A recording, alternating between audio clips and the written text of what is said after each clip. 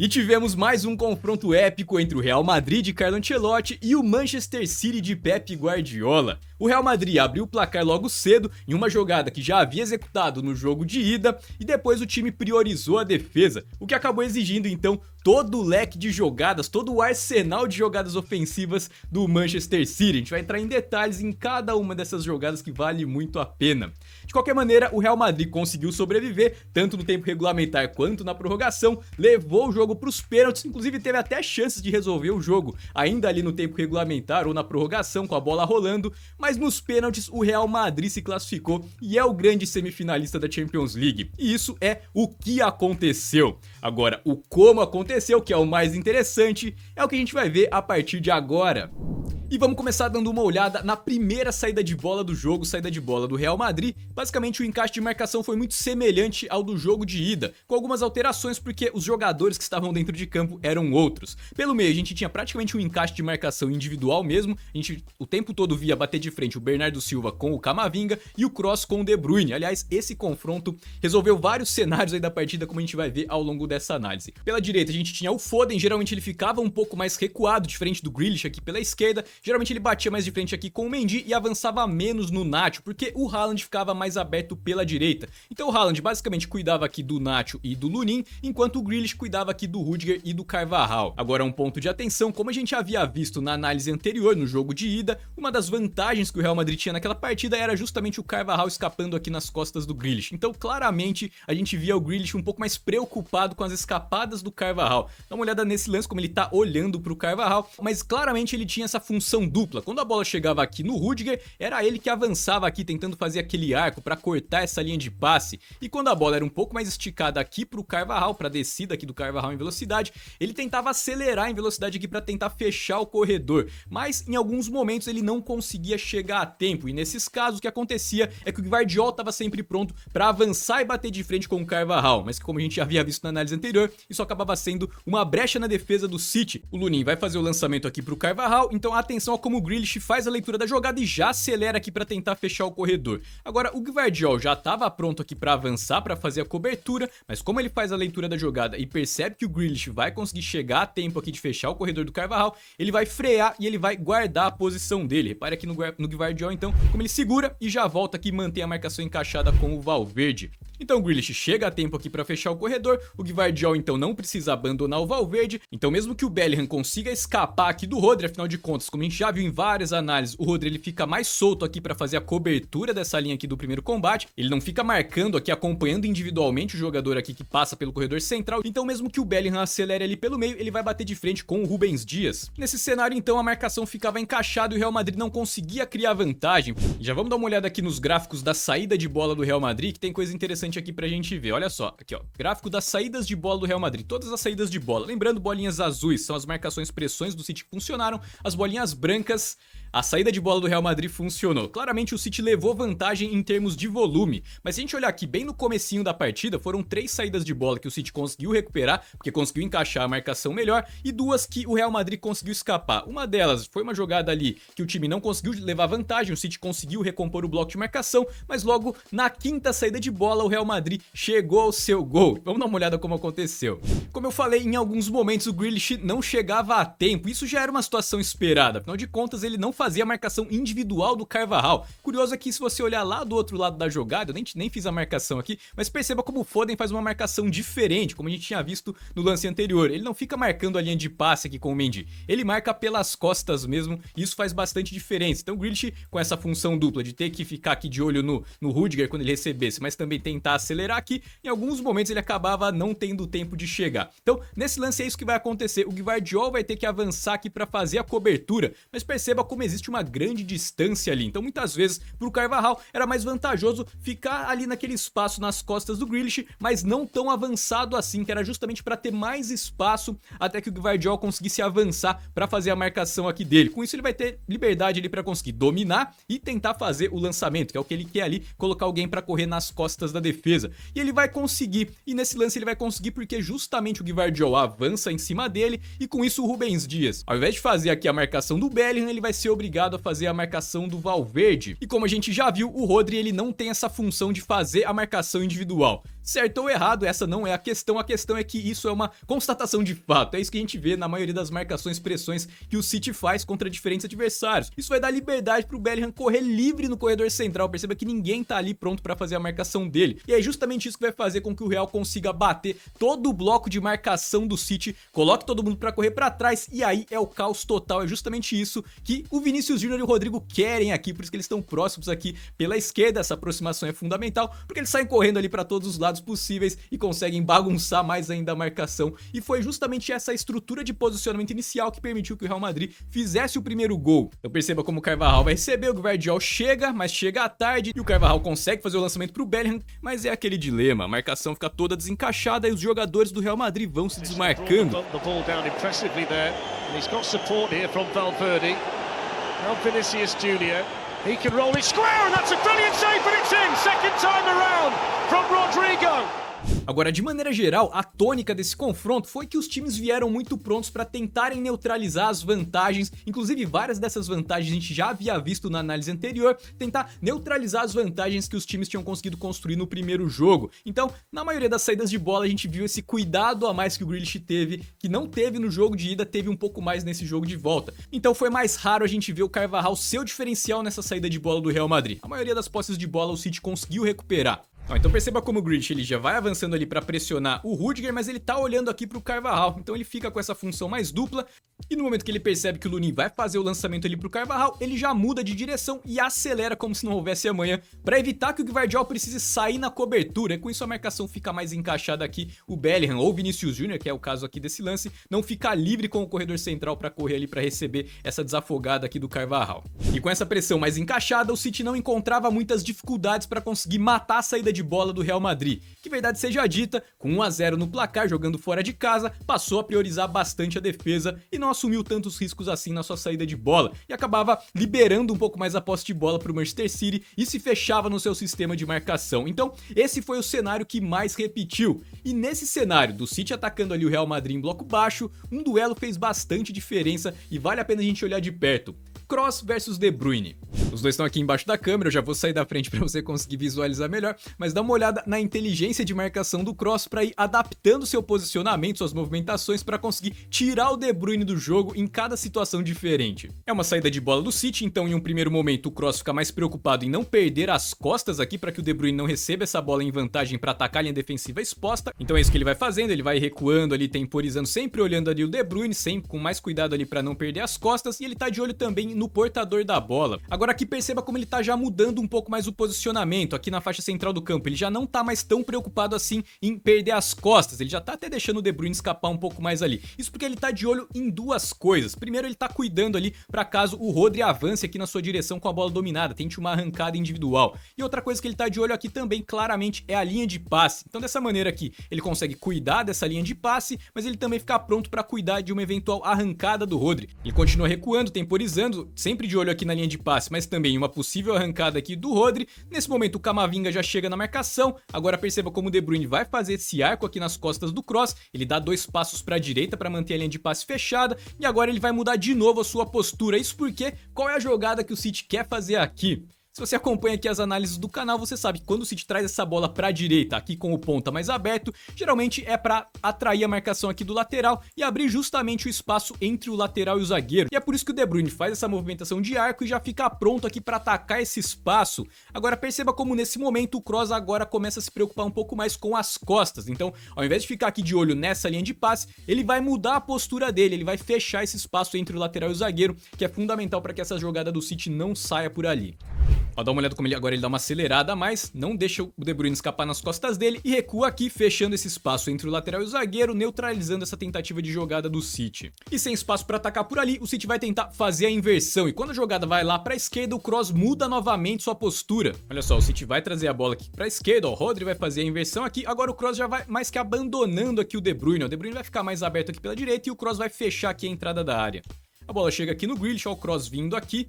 E o Grealish vai tentar afundar o bloco de marcação do Real Madrid, que é justamente para tentar abrir espaço para alguém finalizar da entrada da área. Por isso que o Gvardiol já tá ali junto com o Rodri e o Foden aqui se apresentando. E é por isso que eu disse que as equipes vieram muito prontas para neutralizarem as principais jogadas do adversário. Afinal de contas, o Real Madrid tomou 2 gols da entrada da área ali no jogo de ida. Natural que o Ancelotti fosse responder de alguma maneira. E como o Ancelotti respondeu? Toni Kroos fazendo essa cobertura ali da entrada da área quando a jogada vinha da esquerda, principalmente com o Grealish, né, que executa bastante essa jogada de afundar a linha defensiva e tentar procurar alguém na entrada da área, mas principalmente o Rodrigo. Dá uma olhada onde o Rodrigo tá marcando. Ele não ficava muito aberto como um ponta esquerda como ele havia ficado no jogo de ida. O time claramente deixava sempre 2 ou até 3 jogadores, né? O Camavinga ajudava bastante a fazer essa cobertura no primeiro tempo em especial. No segundo tempo, o Bellingham e o Vinícius Júnior passaram a fechar a entrada da área, mas desde o primeiro tempo o Real Madrid já conseguia neutralizar esse espaço na entrada da área, completamente diferente do que havia sido no jogo de ida. Agora, se a gente pegar aqui o gráfico com todos os ataques posicionais do City, ou seja, o City atacando ali o Real fechado no seu desenho defensivo, basicamente muito volume e alguns bons momentos, né, boas jogadas aí que o City conseguiu apresentar. Agora, de maneira geral, principalmente ali no primeiro tempo, se a gente filtrar aqui as jogadas apenas que o Real Madrid conseguiu recuperar, antes até mesmo que o City tentasse suas infiltrações, seus cruzamentos, enfim, qualquer tipo de jogada, perceba que existem várias bolas recuperadas, ou bolas que o City acabou perdendo ali no seu campo de ataque, sem tentar nenhuma jogada de finalização. Mas se a gente comparar com o jogo de ida, lembra lá no jogo de ida, a análise anterior, que eu havia dito que o City acabava perdendo muita bola, sem sequer arriscar uma jogada de finalização, esse volume foi bem inferior ao jogo de volta, então o City acabava não desperdiçando tantas posses de bola sem arriscar alguma jogada pelo menos. Basicamente o problema do City então não foi na construção das jogadas, foi na finalização, mas a gente já vai chegar lá. Agora, se a gente olhar aqui uma jogada específica, né, um tipo de jogada específico, que são as jogadas de infiltração, perceba que o City tem 2 bons momentos. Um aqui no primeiro tempo, onde o time encaixou uma boa jogada, já vou explicar pra você. Depois tem um apagão aqui, quando o Real entendeu essa jogada e conseguiu neutralizar, já vou explicar como também. E depois o Guardiola tentou 2 mudanças, uma delas não funcionou muito bem, mas a segunda funcionou. Mas vamos por partes, primeiro vamos entender qual era a primeira boa jogada que o City conseguia construir pra cima desse tipo de marcação do Real Madrid, que se mostrou bastante sólido até então. Eu peguei um ataque aqui pela esquerda, geralmente o que acontecia é que o Camavinga fazia uma função semelhante à do Kroos, ele saía aqui da linha do primeiro combate e avançava aqui para neutralizar esse espaço entre o lateral e o zagueiro ali, principalmente o Bernardo Silva, que atuou por ali nesse comecinho de jogo, tentava atacar. Então o Real Madrid se preocupava aqui em gerar esse 4 contra 4 aqui pelo lado. Basicamente batia de frente então o Carvajal aqui com o Grealish, o Camavinga aqui com o Bernardo Silva, o Valverde mais preocupado aqui com o Gvardiol e o Bellingham fechava aqui as descidas do Rodri. E sem espaço por aqui, o City vai tentar fazer então a inversão, justamente vai trocar passes aqui por fora do bloco e fazer essa bola chegar lá na direita. Olha aqui o Kroos já fazendo a marcação do De Bruyne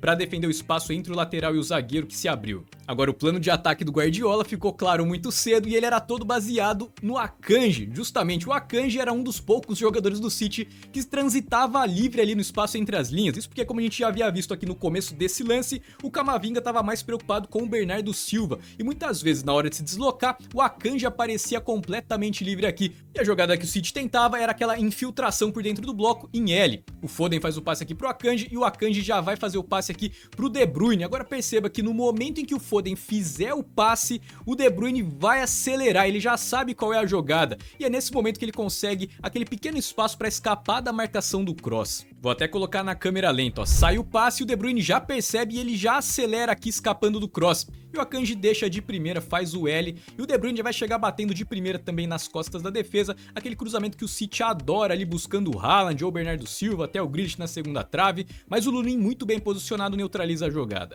Não tem como fazer análise do City sem mostrar o 3-2-5, bem satisfatório, porque mostra o posicionamento inicial e mostra a dinâmica para executar a principal jogada do time. O time insistiu demais nessa jogada ali com o Akanji, era justamente o Akanji então que conseguia o espaço para sobrecarregar o Kroos. Olha o Camavinga aqui fazendo a marcação do Bernardo Silva, aquele ponto que eu havia dito no lance anterior. E mais uma vez o City vai levar essa bola lá na direita, o Kroos vai tentar proteger o espaço entre o lateral e o zagueiro e o Akanji aparece completamente livre. E a jogada é a mesma, ele vai ter espaço ali até para conduzir a jogada e vai acionar o De Bruyne acelerando nas costas do Kroos. E por muito pouco o City não consegue o gol. Inclusive esse lance aqui é aquele que o Haaland cabeceia na trave e na sobra o Bernardo Silva acaba desperdiçando uma grande chance. Boa jogada, né? Agora, por que essa jogada parou de funcionar então? Vamos constatar um fato aqui primeiro, né? Essa jogada funcionou até aqui, minuto 30, um pouquinho mais do minuto 30, onde o City conseguia esse espaço ali pro Akanji, o De Bruyne conseguia escapar. Agora, de maneira geral, vou colocar aqui todas as jogadas, todas as tentativas de ataque posicional aí do City.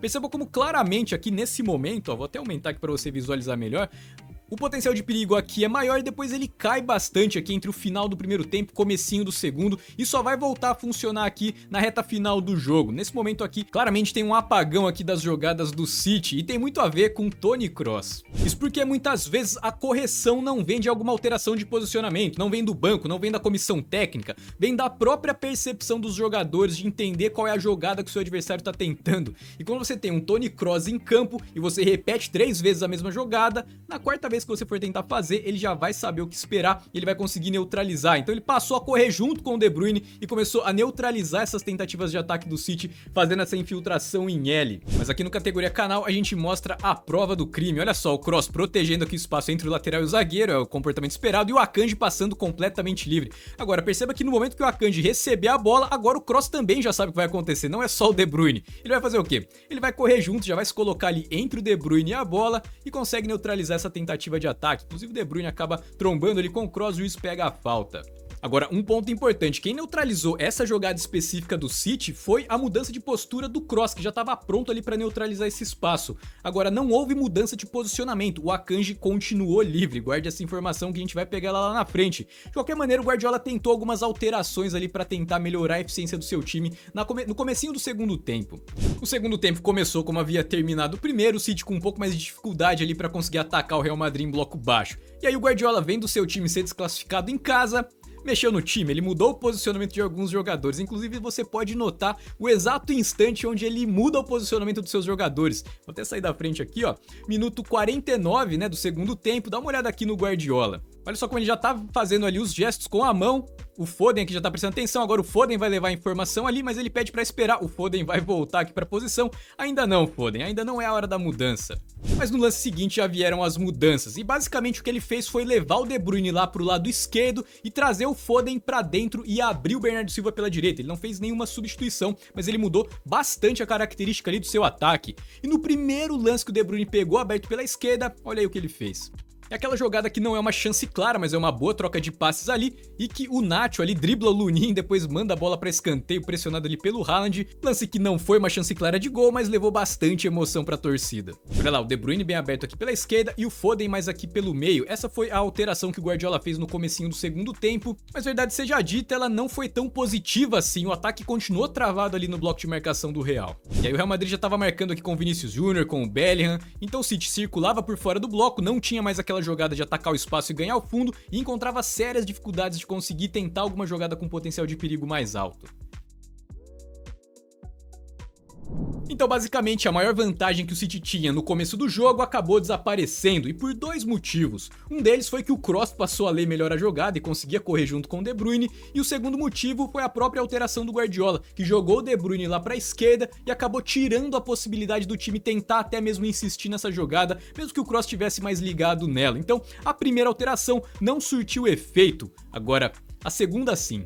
E na segunda ele não mudou posicionamento de jogador, ele mudou peça por peça, tirou o Grealish e colocou Doku. E ele entrou com um plano muito claro em mente, isso porque toda vez que ele pegava a bola ele tentava fazer a mesma coisa, partir pra cima da marcação do Carvajal. Agora, a grande diferença, por mais que o Grealish também partisse pra cima da marcação do Carvajal, o Grealish partia pra cima, tentava afundar o bloco e acionar alguém na entrada da área. E o Doku veio com uma mudança de plano, uma mudança estratégica ali para que o City tentasse outra jogada. E o mais interessante de ver o City jogar é que quando o time tem uma jogada que tá trabalhada, ela tá pensada, ela é a jogada a ser executada, o time fica repetindo aquela jogada até que o plano mude novamente. E a jogada passou a ser o Doku partir pra cima do Carvajal, mas forçar a jogada, tentar uma jogada mais aguda ali pra dentro da área, um cruzamento, um passe pra trás, até mesmo uma finalização, mas não buscar o espaço na entrada da área. Isso fez toda a diferença. Essa é a primeira jogada, ele vai partindo ali pra cima da marcação, mas perceba que ele não vai procurar o passe pra trás, ele quer forçar pra cima do bloco de marcação, perde a bola.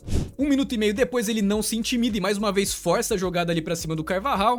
E o mais curioso é que o time inteiro percebeu que essa era a jogada, então todo mundo procurava o Doku. Então na terceira tentativa dele, com praticamente 5 minutos dentro de campo, ele carrega pro fundo, força a jogada e ela sobra pro De Bruyne, que empata a partida.